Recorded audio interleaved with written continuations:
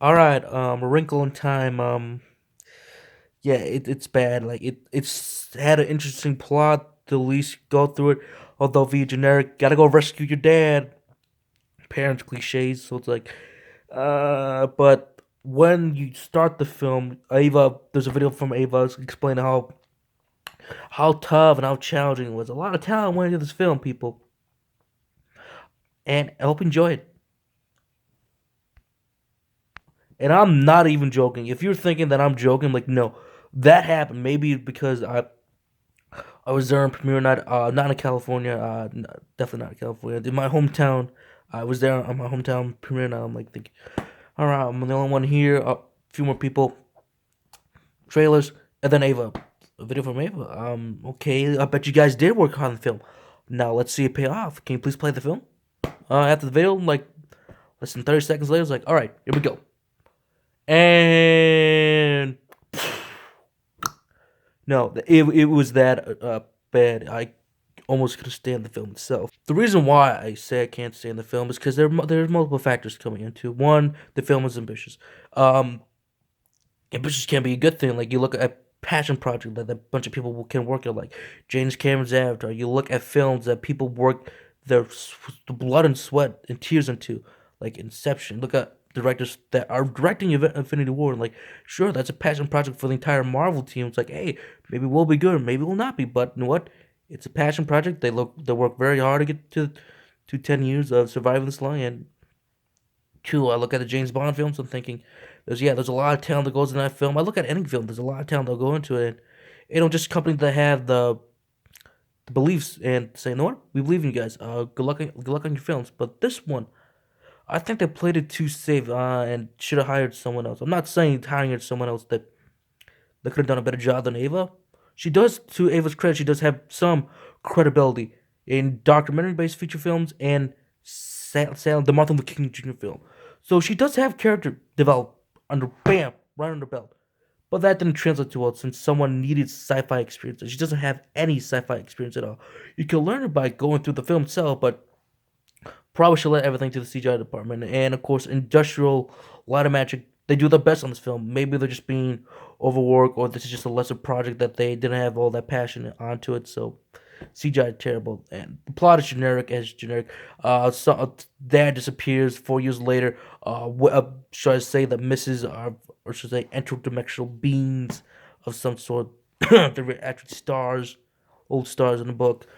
Moving forward from that, the parent, the kids, children, and their friend go out and try to go find their dad while bending, wrinkling time and space and stuff to find him. And that's it. They find him, beat the darkness. Everyone gets a happily ever after ending. That's it. That's a movie. Sorry, not gonna get much of a plot here. It's boring. Every character that I met was boring. It was generic. I don't care how A-listers you got here. You got whether you have Reese Witherspoon, Oprah Winfrey, Chris Pines, Mila Kunis to a degree. Like, yeah, she's a good solid B actor, but she's proven to act in some very good projects too. And a couple of adults that are just wasted on other actors are wasted here. Even Zach Galifianakis, like I loved him in Batman, Lego Batman as a Joker, but now he just should have stayed stuck to two different projects. So it's just wasted. Music wise, it's just a lot of upbeat music and stuff, and some very odd song choices when they're like exploring a world. And it's like, okay, that's odd. I'd rather use the music that your composer had instead of inserting a song that just a pop star just happened to write for the movie and then just like saying, I'm not denying the pop artist, she's talented, but at the wrong time you're playing a pop song. Let me hear the music, the composer's music. In general, editing is horrendous. Like you just have scenes where they're just standing around just trying to explain stuff. It's like, do something. You're this is a 2 hour film. Like move around, distract stuff. Let me hear a backstory for the missus.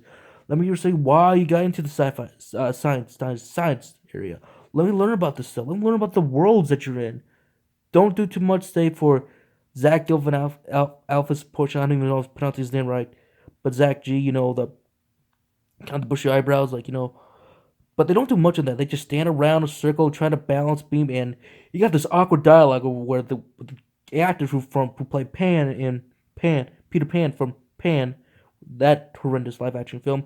He's like, "All right, nice job, Mila Kunis." Is like, that's a little awkward, and that's it really. Nothing else can be said than what other people have said.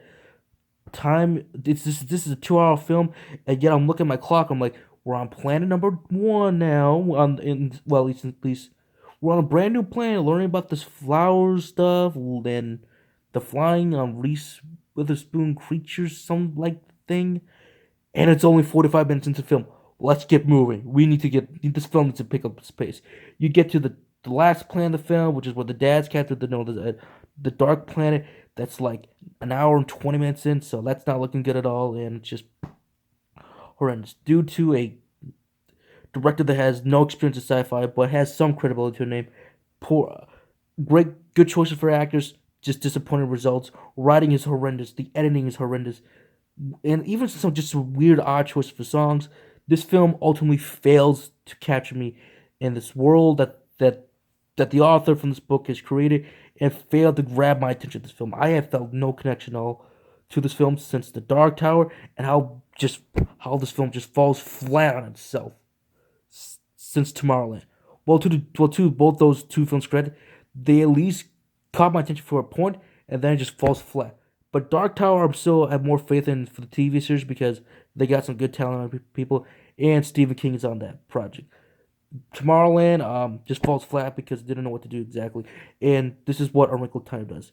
It repeats exactly what those two films have done, and just did nothing with it. It basically, or should I say in English that you understand, it basically fits in that category of it's too ambitious for its own good and just falls flat. Final verdict, final rating, I should say. Don't see it all. To me, it's a 2 out of 10. I couldn't get into it at all. I'm sorry if you're hoping this will be a good film to see. Save your money. Save your money. Don't go to see it. See another film. See Black Panther. See Pacific Rim, which is see Pacific Rim Uprising, which is coming up next week I think. Yes, just see a different film. Watch a film on Netflix. They have some good films now.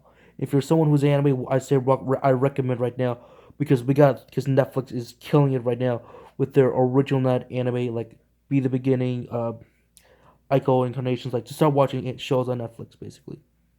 2 out of 10. But maybe if you're with a family, I say this gets up to be a 5. But that's it a max. Save your money. Don't see it. Would have worked better on television or even on Netflix. Have a good one.